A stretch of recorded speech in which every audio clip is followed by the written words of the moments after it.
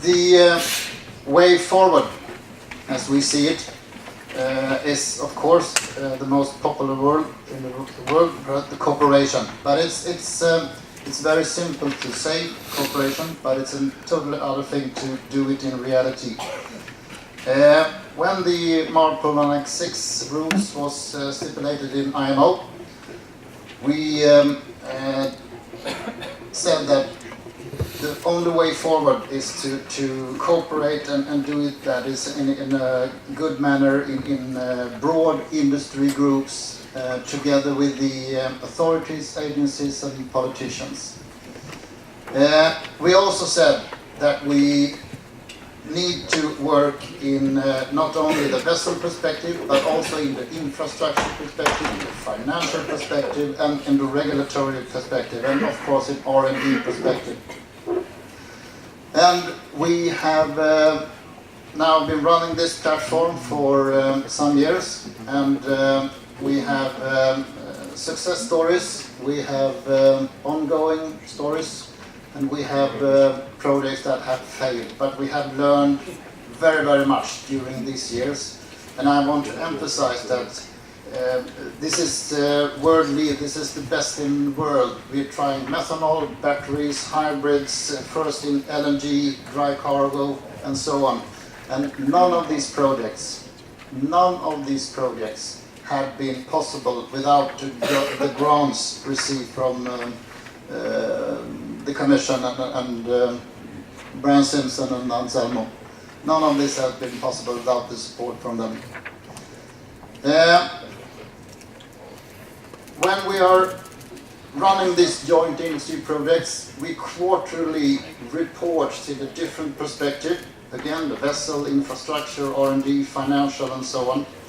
And the lessons learned, and if we have a look at the reports that we've been sending to the authorities during these years we've been running, we can see that from a technical perspective, the industry can cope.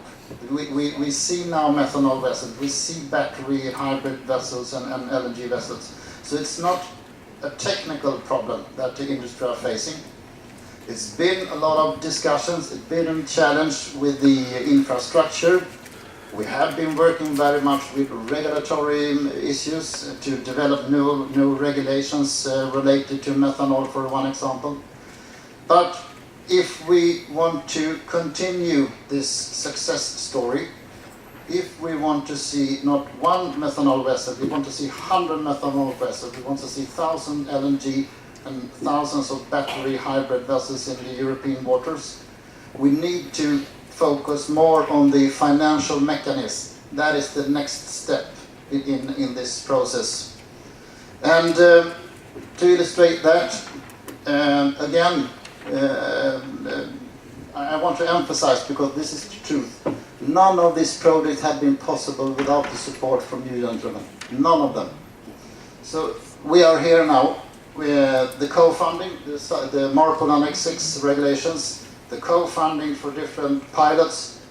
But again, when we are now facing the followers, the next vessels, the follower vessels to be run on LNG and so on again, we need to develop financial mechanisms that support the broad transitions to reach the tipping point, to reach the new normal in the shipping industry. So this is the next step that we have to think about. And again, from the industry understands, the industry respects, and the industry does everything it can to cope with this, the needs from the society, stated in different policy documents and so on. But the industry also have needs, profitability and all that kind of thing. And again, the way forward, as we see it, is the financial mechanism. Grants is for the pilots, but what to do with the followers and so on, to the broader transition. And what we have found during these years, that all the industry projects that we're running, we ask the universities to measure them. What's the benefit to the society and the sea when the industry invests beyond legislation? What's the benefit? And we can clearly see, of course, there is a benefit to society when the industry is motivated to do this kind of investments. We built this together, financial mechanism, and we can hopefully then see a lot of followers, and we share the knowledge within the industry and to the society, of course. If one ship owner tries the methanol, other try hybrid, and then tell each other what's the best way forward, what's the lessons learned. And as Mr. Dr. Paniatis mentioned, we also need to work in a European perspective also. What we are doing in the northern part of Europe, we have to share the knowledge to the Mediterranean, and the other way around, of course. All the experience that you have in the Mediterranean, we very much would like to learn from you as well, of course. Thank you very much. Thanks, Carl. Thank you for the adverts, Carl. And any questions? Yes, one and then two. Hang on. Yeah. Good morning. It's not enough runners. Thank you very much. Godfried Smit, European Shippers Council, goods owners. My question is about the level playing field between modes. Is this a strategy which is taken into account? And what about a potential reverse model shift? Because if short sea shipping becomes too expensive, perhaps it would be more attractive to go back to road transportation. Otherwise, of course, I think that the shippers should make their choices on an economic basis and not on a basis of subsidies. Thank you very much. From my perspective, again, when the sulfur decision was taken in IMO, we read what was said in the Maritime Strategy 2009 to 2018, and it clearly says that the sulfur regulations should be implemented in the northern part of Europe, but at the same time, the Commission said that they don't want to see, we don't want to see, you don't want to see any modal backshift due to these regulations. And in the toolbox for preventing this and other way around to support more shipping, more goods on keels and passengers on keels on vessels, there are different tools in the toolbox. Eurovignette is one of them. Eco bonus is another sort of toolbox to prevent this modal backshift and to support more goods and passengers on vessels. So we are very much looking into this eco bonus, and other countries are looking into Eurovignette and so on.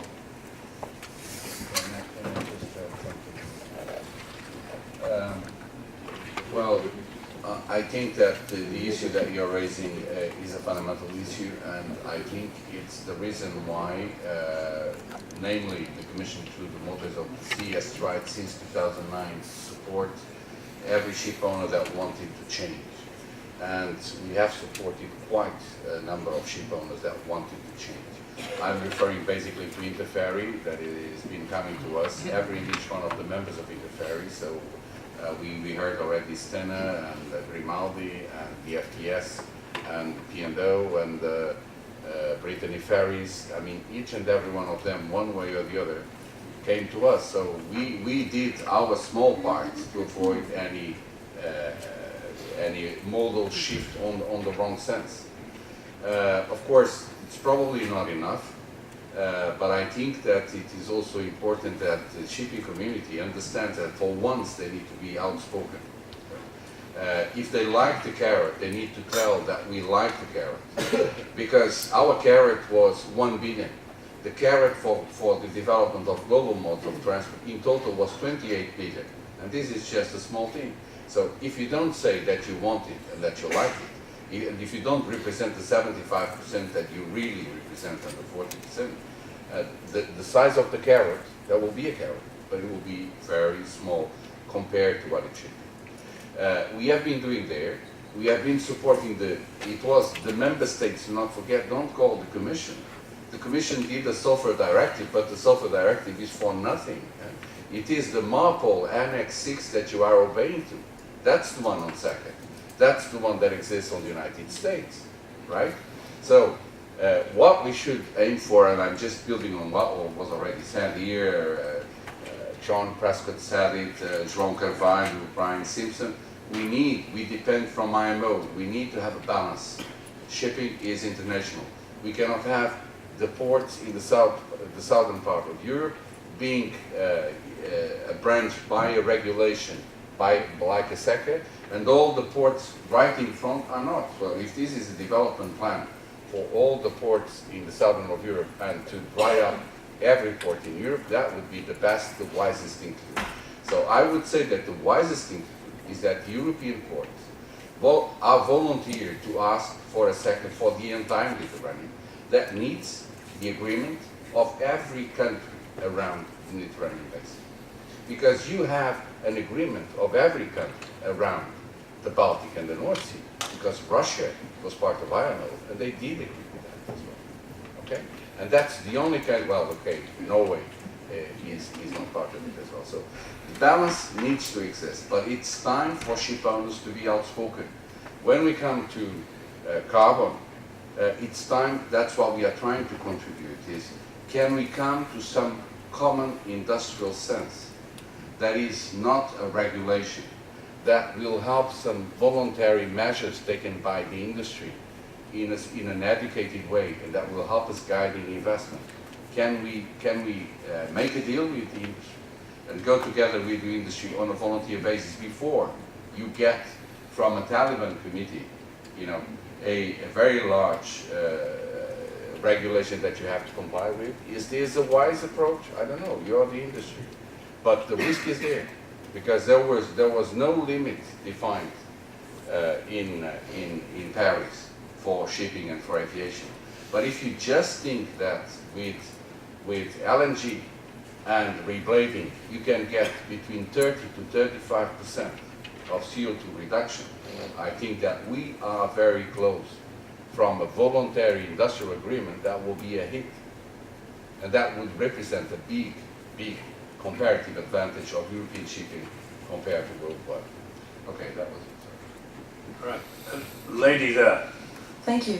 My name is Maria Deligiani from EXA, the European Community Ship Owners Association. Since you're asking us also to be outspoken, we would just like to express our support to today's discussion, which apparently is going to lead into the development of this implementation plan for the motorways of the seas. We believe that indeed our discussion today is very important because we have to, if we really want to unlock the full development of true motorways of the seas, then we need to identify all the barriers that actually prevent the development of the sector. And this is actually one of the policy recommendations which, as EXA, we have identified in a short sea shipping brochure, which we finalized last month, and we presented it in Amsterdam in the Dutch presidency event. You may find also this brochure in our EXA website, and we're happy to discuss further also on a bilateral basis. So a couple of additional points also from our sides is that obviously at EXA level, sustainability is very high in our environmental agenda, and we're very happy to see today some of our members, the Swedish Ship Owners Association, and many company members in the audience presenting to you their own initiatives, which we very much support, and we want to thank also the European Commission for their financial support in exploring these sustainable solutions, and we really want this to be continued. And from our side, we will have also to explain to you in a better way, most probably, what we would like to be done in the future. A second issue has to do with the digitalization. You've heard from some of our members the importance of this issue, which we leave in a relief of administrative burden, we would say. And this is something that we very much support as EXA, and we believe that this should be done through the reporting formalities directive because this is clearly an horizontal issue. Either we're talking about hazmat reporting or we're talking about port reception facilities. Many issues should be covered and can be covered by the Reporting Formalities Directive, and we really want to promote this. And last point, we've heard about the sulfur limits, which actually apply in Europe already, and we're having the 2020 gap, which is already very close. Well, as EXA, we're trying to be proactive, and in a proactive manner, actually, we're trying to see what lessons can we learn, what lessons can we draw from the application of the 0.1 sulfur limit, which has applied since the beginning of 2015, and see how the industry can better prepare for the 2020 CAP. And in this context, we do believe that indeed having a 2020 CAP at EU level and a 2025 CAP at IMO level, it doesn't help. Indeed, we want to see a kind of alignment on the requirements set by the IMO and the European Union. Thank you. Well, first of all, I look forward to seeing EXA at our meeting in April, which digitalisation is part of that, so please come to that. As far as money is concerned, well, Harold is here. I've been saying for many years, I would like to have more money for motorways of the seas. In fact, I could spend the whole 10T budget just like that. But reality kicks in, you have to,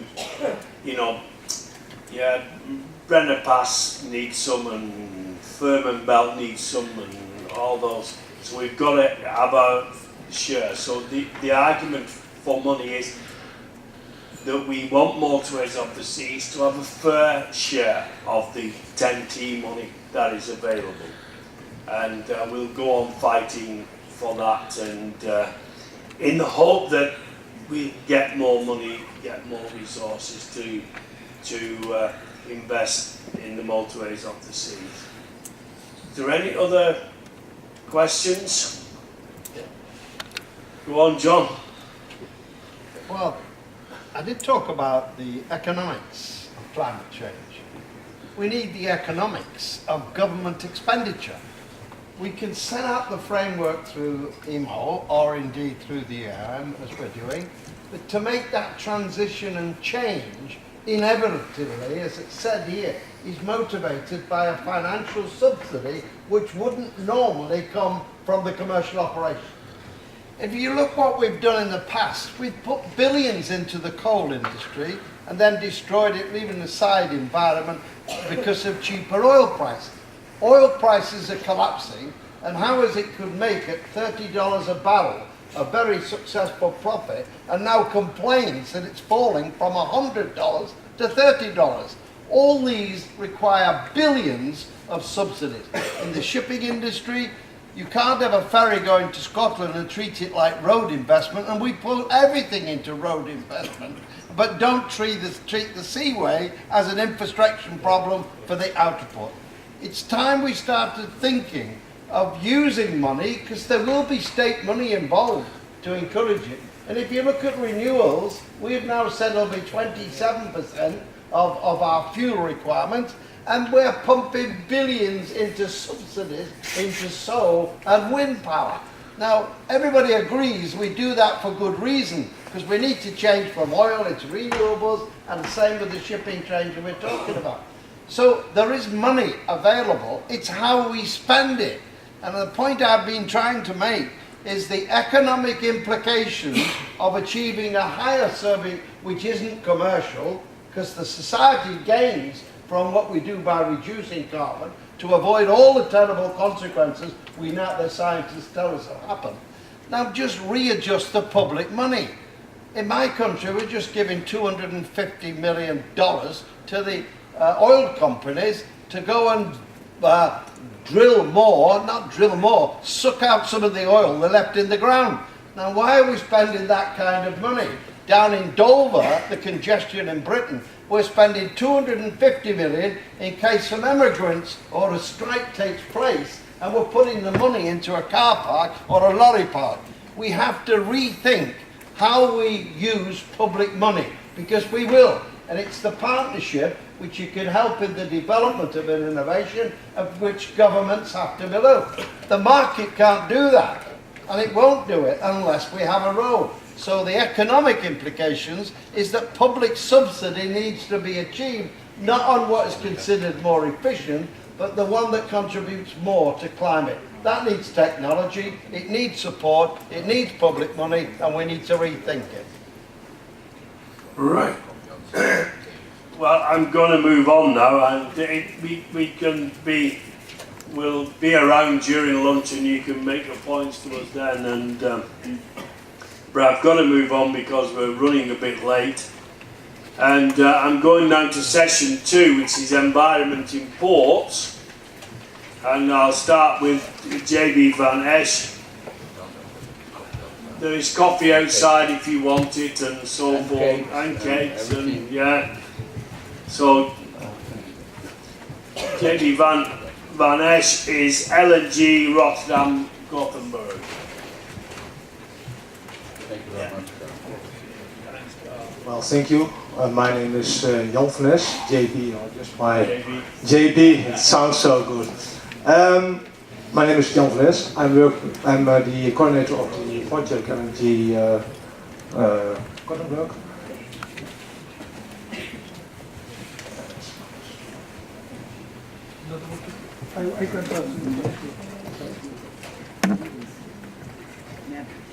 Okay. The project LNG Rotterdam Gothenburg, what's all about. It's a new LNG supply chain for the bunker market in northwestern Europe. It's about building infrastructure whereby big LNG vessels and normal conventional LNG vessels brings in LNG to the port of Rotterdam. And that can be brought further to the end users in smaller volumes, either directly to the end users by vessels or by trucks or by train, or to a mid-scale terminal in Gothenburg. Here, it can also be distributed further to the end users. It's a Dutch-Swedish partnership. The partners are K-Terminal. K-Terminal is the energy import terminal in Rotterdam. It's a joint venture between Vopak and Gasunie. Gasunie is the company for which I'm working for. It's a Dutch gas transmission operator, and Vopak is the chemical and oil company or storage company in Rotterdam. The Port of Rotterdam is involved.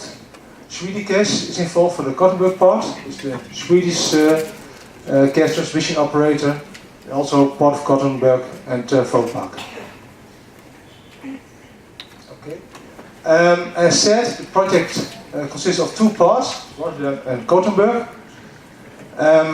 Looking to the Rotterdam part, it is a tie-in to the existing LNG terminal in Rotterdam. It consists of a third jetty, which will be built here. That's here. This harbour basin is especially digged out for it. And at this jetty, ships from 1,000 to 20,000 cubic meters can be loaded there. And there's also a truck loading bay there. The Gothenburg part is a mid-scale LNG terminal. It's the first open access LNG terminal in Sweden. And that means that multiple clients can make use of it. There's an LNG storage visits of 7,000 cubic meters. These are these tanks here. And it can be expandable to 33,000 cubic meters. These are the white tanks in the back there. It is planned or projected that there will be railroad and truck loading facilities, and also processing equipment for the regasification of gas into the Swedish gas transmission network. Okay, this was a plan back in 2012. What has been accomplished? If you look to the Rotterdam part, the truck loading bay is in place now. It's already existing since the beginning of 2014. More than 1,000 trucks have been loaded with LNG there. And these truck loadings are all going over Europe, not only to the Netherlands or Belgium or Germany, but also to Italy, Poland, even to Norway. A considerable part of these truck loadings are dedicated for the bunkering of ships. So this is the truck-to-ship bunkering. And well, it's quite a success. A second truck loading bay will be built. And for this, the investment decision has been taken in December 2015. Regarding the third jetty, the major part of the project is almost finished now. The final assembly and the commissioning will take place in this part of the year. It will become operational by mid-2016, and Shell is the launch customer. At the moment, this is already finished, it's final. And also the loading platform is there, and also the compressor station is built there for the LNG to pump it up. So that's really on track now. The Gothenburg part, that's another question of another issue. Results, a lot of things have been done there. The open season has been performed in order to attract customers. There are already a lot of efforts put in for the market build-up, and yeah, of course, there will be there's a lot of potential customer negotiations, and they are still going on. The environmental permit has been granted. The EPC tender process has been performed, and also the regulations for the bunkering procedures are in place. And it is expected that ships will be bunkered for LNG in the part of Gothenburg. However, the Gothenburg part of the project is facing a delay, and the final investment decision has not been taken yet, so nothing has been built there. Why? The market is not developing as expected, it's not going that fast. It's also very difficult to sign customer contracts. So yeah, customers, they are not much willing to sign long-term commitments. And that is what you need for this business case.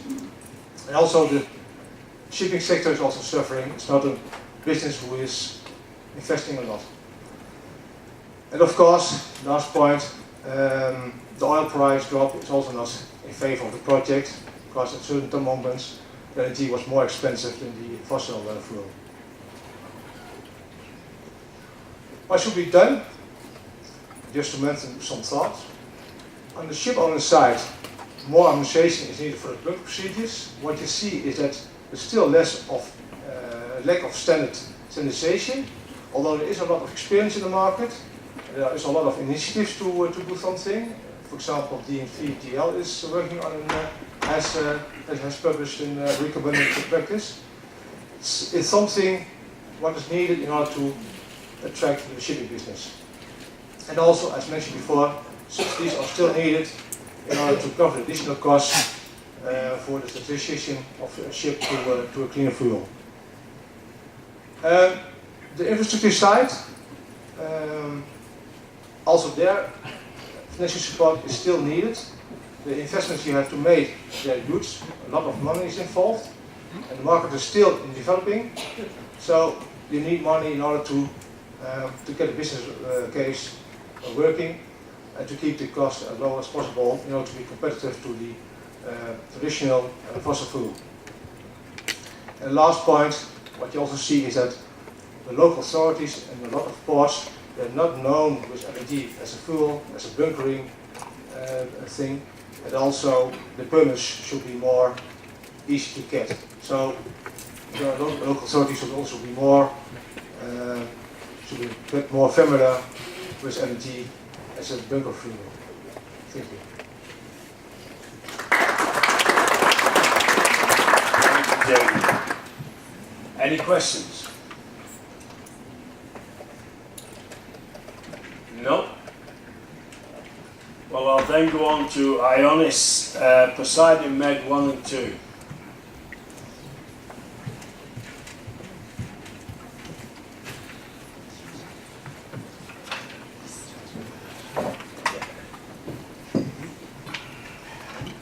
you very much. Good morning, ladies and gentlemen. My name is Ioannis Bakas.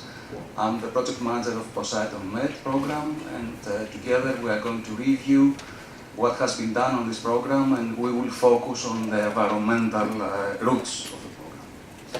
So, a smaller description of the program. The Poseidon Med is a cross-European border project aiming to design an LNG transportation, distribution and supply system, network system, and infrastructure as well for the adoption of LNG as marine fuel in the Eastern Mediterranean and Adriatic region, as well as to define the framework for a well-functioning and sustainable relative market. The policy drivers behind the program, of course, we're talking about IMO, SECA and TEN-T guidelines with respect to emission reduction. The framework of the project falls under the TEN-T program, and this program has been co-financed under the multi-annual work program of 2013. The duration of the program was 2 years. We started in late December 2013, and we finished on December 2015. The total project cost was more than 5 million euros, 50% of which was co-financed by the EU and TEN-T Motorways of the Sea program. 5 member states were involved, Cyprus, Greece, Italy, Slovenia and Croatia, and in total 18 partners, including classification companies, port authorities, engineering and consulting companies, shipping companies, ship owners association, gas suppliers and technical organizations were members of the consortium. The Poseidon Med goal is to serve and satisfy the EU and TEN-T objectives with respect to emission reduction, to increase efficiency and competitiveness of EU shipping in total, to ensure and strengthen accessibility to all areas of the comprehensive network, to diversify EU energy supply sources, to shape the path for creating new employment opportunities in the EU, and to ascertain mobility of goods and people in a safe and socially responsible way. The environmental challenges behind the POSMED were set up by the Motorways of the Sea, and these included to advance the existing and establishing new maritime links, to better integrate the maritime links in the European chain, to fostering the development of new technologies and systems, of course to contribute to the climate change solutions, and to improve port infrastructures, capacities and facilities, including the provision of cleaner fuels for ships. The environmental challenges, the framework, of course, was based on the TEN-T regulation, Article 23, priorities for maritime infrastructure development, some bullet points on this, to promote motorways of the sea, including short sea shipping, to interconnect the maritime ports with inland waterways, to introduce new technologies and innovation for the promotion of alternative fuels and energy-efficient maritime transport, including LNG, and to modernize and expand the capacity of the infrastructure that is necessary for the transport operations within the port area in question.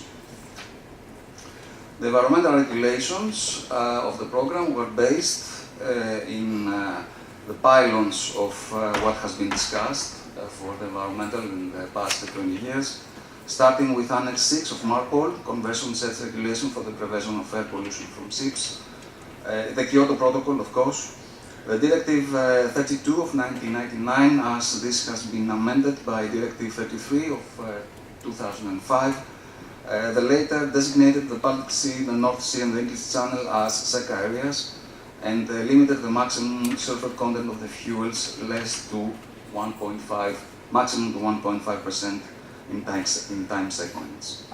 And finally, the Directive 33 of 2012 that mandates the use of marine fuel with maximum 0.1% of sulfur in European ports and while at berth, or equivalent method to achieve the required emission, namely through the use of alternative fuels. A very short focusing on MARPOL Annex 6, which is important for air emissions, air pollution from ships. Over there you can see some graphs and how we're going to achieve limiting the SOx and NOx emissions in time frame.